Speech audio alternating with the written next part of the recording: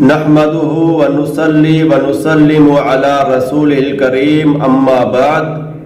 میرے معزز سامعین، صحیح البخاری میں رفع الیدین کی 5 احادیث موجود ہیں، جبکہ رفع الیدین نہ کرنے کی ایک بھی حدیث موجود نہیں، بلکہ تمام کتب احادیث میں ایک بھی ایسی حدیث نہیں جس میں رفع الیدین نہ کرنے کا ذکر ہو اور وہ حدیث محدثین کے اصولوں کے مطابق صحیح ٹھہرتی ہو۔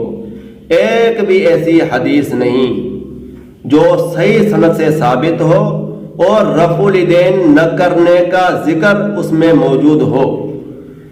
چند دن پہلے مولوی عبدالغفار دیوبندی کا ایک بیان سننے کا اتفاق ہوا، جس میں مولوی صاحب نے یہ دعویٰ کیا کہ صحیح البخاری میں رفع الیدین نہ کرنے کی حدیث موجود ہے۔ پھر انہوں نے ابو حمید الساعدی رضی اللہ تعالی عنہ کی ایک حدیث پیش کی اور اس سے باطل استدلال کیا۔ استاد جی سوال ہے، اہل حدیث حضرات کہتے ہیں ہماری رفع الیدین کا ثبوت تو صحیح بخاری میں ہے، لیکن اہل سنت والجماعت حنفیہ کا عمل صحیح بخاری میں نہیں ہے، کیا واقعی ہم سنیوں کے عمل کا ثبوت صحیح بخاری میں نہیں ہے؟ جناب مولانا ابو بکر صاحب، آپ نے سوال کیا کہ صحیح بخاری میں اہل سنت والجماعت کا عمل اہل حدیث حضرات کہتے ہیں کہ ثابت نہیں ہے اور ہمارا ثابت ہے، تو الحمدللہ ہم اہل سنت والجماعت کا عمل بھی صحیح بخاری میں ثابت ہے۔ یہ صحیح بخاری ہے، جلد اس کی اول ہے، صفحہ اس کا 114 ہے۔ تو محترم سیدنا محمد بن عمر بن عطا سے روایت ہے، انہ کان جالسا مع نفر من اصحاب النبی صلی اللہ علیہ وسلم۔ سیدنا محمد بن عمر بن عطا سے روایت ہے، وہ فرماتے ہیں میں صحابہ کی ایک نفری کے ساتھ بیٹھا ہوا تھا۔ اب وہ نفری کتنی تھی اس کا یہاں ذکر نہیں ہے، تو وہاں فذکرنا صلاۃ النبی صلی اللہ علیہ وسلم، نبی کی صلاۃ کا ذکر ہو گیا، نبی کی صلاۃ کا ذکر ہو گیا۔ فقال ابو حمید الساعدی، سیدنا ابو حمید الساعدی رضی اللہ تعالیٰ عنہ بولے، انا کنت احفظکم لصلاۃ رسول اللہ صلی اللہ علیہ وسلم، میں تم لوگوں سے صلاۃ رسول کو زیادہ یاد رکھنے والا ہوں۔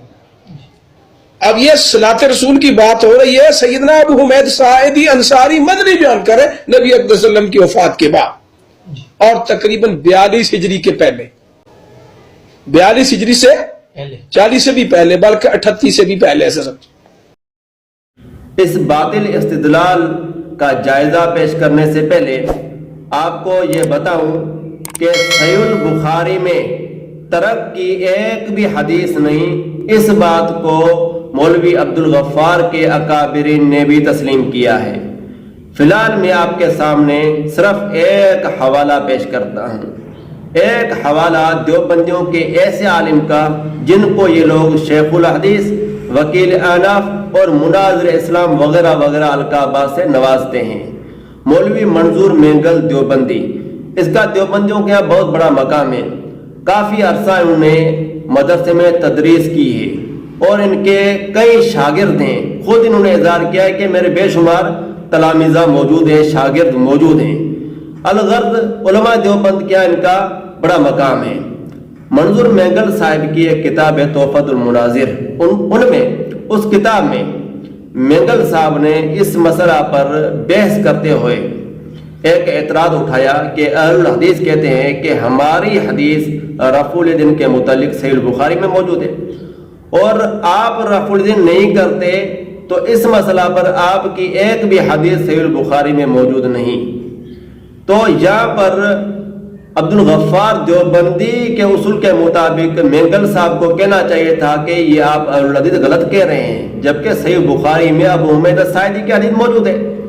لیکن مینگل صاحب نے یہ نہیں کہا، مینگل صاحب نے یہ نہیں کہا، اور مینگل صاحب نے کہا کہ یہ لازمی نہیں ہے کہ بخاری کی حدیث سے زیادہ کبھی دوسری حدیث نہ ہو، یہ بھی ممکن ہے کہ بخاری کی حدیث سے زیادہ قوی سنن اربعہ کی حدیث ہو. مطلب کہ مینگل صاحب کی بات کا مفہوم یہ ہے کہ ہماری جو روایات ہیں وہ سنن اربعہ میں موجود ہیں، وہ صحیح البخاری کی احادیث سے زیادہ قوی ہو سکتی ہیں، اقویٰ ہو سکتی ہیں. تو مینگل صاحب کی اس بات سے یہ بات ثابت ہوئی کہ عبد الغفار دیوبندی اپنے دعوے میں غلط ہے کہ صحیح البخاری میں حدیث موجود ہے، جبکہ صحیح البخاری میں ترک کی کوئی بھی حدیث موجود نہیں. اب آتے ہیں سیدنا ابو حمید الساعدی رضی اللہ تعالی عنہ کی حدیث کی طرف، جس کو مولوی عبد الغفار دیوبندی نے پیش کیا ہے. سب سے پہلے آپ کو میں یہ بتاؤں کہ اس حدیث میں چند ایسے مسئلے موجود ہیں جس پر مولوی عبد الغفار دیوبندی کا اور تمام حنفیوں کا عمل نہیں. یہ حدیث جو عبد الغفار دیوبندی نے پیش کی ہے یہ مسلک حنفی کے خلاف جا رہی ہے، حنفیوں کے مسلک کے خلاف جا رہی ہے. اور یہ میں آپ کو بتاؤں کہ کیسے خلاف جا رہی ہے. اس حدیث میں چند مسئلے ہیں جن پر حنفیوں کا عمل نہیں بلکہ حنفی ان کی مخالفت کرتے ہیں. ایک مسئلہ یہ کہ آخری تشہد میں حنفی کس طرح بیٹھتے ہیں اور ہم کس طرح بیٹھتے ہیں. اس حدیث میں جو طریقہ مذکور ہے اس پر عمل ہمارا ہے، ان کا عمل نہیں ہے، بلکہ وہ لوگ اس کی مخالفت کرتے ہیں. اس حدیث میں الفاظ ہیں وَإِذَا جَلَسَ فِي الرَّكَعَةِ الْآخِرَةِ قَدَّمَ رِجْلَهُ الْيُسْرَى وَنَصَبَ الْأُخْرَى وَقَعَدَ عَلَى مَقْعَدَتِهِ.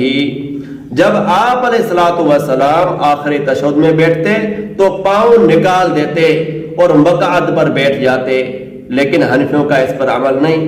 ہم اہل الحدیث کا اس پر عمل ہے. اور دوسرا مسئلہ اس حدیث میں جس پر حنفیوں کا عمل نہیں، حنفی اس کی مخالفت کرتے ہیں، وہ مسئلہ اذا کبر جعل یدیہ حذو منکبیہ. جب آپ علیہ الصلوۃ والسلام رفع الیدین کرتے، پہلا رفع الیدین ہم بھی کرتے ہیں، حنفی بھی کرتے ہیں. پہلا رفع الیدین آپ علیہ الصلوۃ والسلام کیسے کرتے؟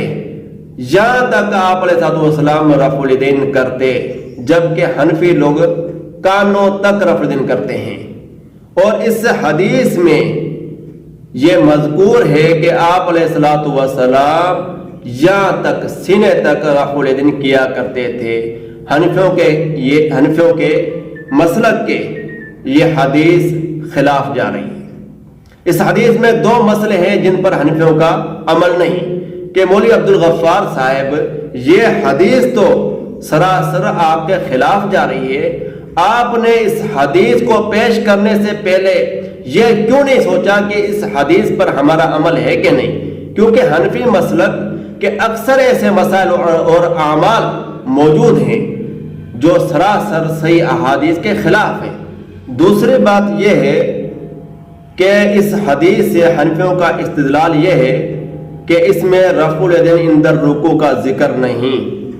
تو اس بات سے آپ کو آگاہ کروں کہ کسی حدیث میں کسی مسئلے کا ذکر نہ ہو اس کا یہ مطلب نہیں کہ وہ مسئلہ ہے ہی نہیں، وہ مسئلہ ثابت ہی نہیں. اس کا مطلب یہ نہیں ہے. یہ حدیث حنفیوں کے کام کی تب ہوتی جب اس میں یہ وضاحت ہوتی اللہ کے نبی صرف تکبیر اولیٰ میں رفع الیدین کرتے تھے، باقی مقامات پر نہیں کرتے تھے یا رکوع میں نہیں کرتے تھے. یعنی باقی رفع الیدین کی نفی ہوتی، وہ نفی اس میں نہیں ہے. اس میں ذکر نہیں. ذکر کا یہ مطلب، ذکر نہ ہونے کا یہ مطلب نہیں کہ وہ مسئلہ ہے ہی نہیں. ممکن ہے کہ وہ دوسری حدیث سے ثابت ہو، جیسا کہ انور شاہ کاشمیری صاحب نے فیض الباری میں یہ کہا. فیض الباری میں کہا کہ جو احادیث میں جو مسائل ہوتے ہیں، جو مسائل اخذ کیے جاتے ہیں، وہ مختلف ٹکڑوں سے کیے جاتے ہیں. احادیث جو جمع ہوئی ہیں وہ ٹکڑوں کی شکل میں جمع ہوئی ہیں. تمام احادیث کی تخریج کر کے پھر ایک مسئلہ نکالا جاتا ہے. ایک ٹکڑے سے مسئلہ نہیں نکالا جاتا. تو مولوی عبد الغفار صاحب اپنے دیوبندی اکابر کے اصول کے خلاف جا رہے ہیں، اصول کی مخالفت کر رہے ہیں. اور ہم عبد الغفار صاحب سے پوچھتے ہیں اگر اس حدیث میں نماز کے تمام مسائل موجود ہیں، آپ کہہ رہے ہیں تمام مسائل ہیں، اگر تمام مسائل ہیں تو اس حدیث میں ہمیں ہاتھ باندھنے کا ذکر دکھ رہا ہے. ہاتھ باندھنے کا ذکر کیا ہے؟ ہاتھ تو آپ بھی باندھتے ہیں ہم بھی باندھتے ہیں, آپ ذکر دکھلائیں ہاتھ باندھنے کا, اور پھر تسبیحات کا ذکر اس حدیث سے ہمیں نکال کر دکھلائیں کہاں ہے. پھر آپ کہیں گے کہ تسبیحات کا ذکر یا ہاتھ باندھنے کا ذکر دوسری حدیث میں موجود ہے, تو ہم بھی کہیں گے کہ رفع الیدین کا ذکر دوسری حدیث میں موجود ہے. اور یہ مسئلہ اچھی طرح سے سمجھ لیں کہ ایک حدیث سے مکمل مسئلہ ثابت نہیں ہوتا, تمام احادیث کو ملایا جاتا ہے. عدم ذکر عدم شے کو مستلزم نہیں ہوتا, کسی چیز کا ذکر نہیں اس کا یہ مطلب نہیں کہ وہ چیز ہے ہی نہیں. اس اصول کو مولوی عبدالغفار کے اکابرین نے بھی تسلیم کیا ہے. مفتی تقی عثمانی صاحب دیوبندیوں کے ہاں ان کو شیخ الاسلام کہا جاتا ہے, دارالعلوم کراچی کے یہ شیخ الحدیث ہیں. انہوں نے اپنی کتاب درس ترمذی میں کہا ہے کہ عدم ذکر عدم شے کو مستلزم نہیں. اسی اصول کو مولوی عبدالقیوم حقانی دیوبندی انہوں نے بھی اپنی کتاب توضیح السنن میں تسلیم کیا ہے. اور بھی بہت سارے حنفی علماء ہیں جنہوں نے اس اصول کو تسلیم کیا ہے کہ کسی حدیث میں کسی مسئلے کا ذکر نہ ہو اس کا یہ مطلب نہیں کہ وہ مسئلہ نہیں. معلوم ہوا کہ مولوی عبدالغفار صاحب اپنے دیوبندی اکابرین کے بھی خلاف جا رہے ہیں, ان کی مخالفت کر رہے ہیں. تیسری بات یہ ہے کہ اگر اس حدیث کی تخریج کی جائے تو اس حدیث میں رفع الیدین کا ذکر بھی موجود ہے. یہ بات بھی ان کی غلط ہے کہ رفع الیدین کا ذکر نہیں, ذکر موجود ہے اسی حدیث میں. اگر اس کی تخریج کی جائے تو یہ حدیث بہت ساری کتب میں موجود ہے اور وہاں پر رفع الیدین کرنے کا ذکر بھی موجود ہے. مثلا صحیح ابن حبان میں یہ حدیث موجود ہے, اس میں یہ وضاحت موجود ہے کہ اللہ کے نبی علیہ السلام رکوع جاتے اور رکوع سے سر اٹھاتے وقت رفع الیدین کیا کرتے تھے. اسی طرح آپ علیہ السلام دوسری رکعت سے جب کھڑے ہوتے تیسری رکعت کے آغاز میں بھی آپ علیہ السلام رفع الیدین کیا کرتے تھے. یہ ذکر صحیح ابن حبان میں موجود ہے, وہاں پر یہ حدیث تفصیلاً موجود ہے, اور صحیح بخاری میں مختصراً ہے. بہت ساری چیزوں کا ذکر نہیں, جن کو یہ حنفی لوگ مانتے ہیں ان کا ذکر بھی نہیں. اللہ رب العزت سے دعا ہے کہ ہمیں حق سچ قبول کرنے کی توفیق عطا فرمائے. ھذا ما عندی.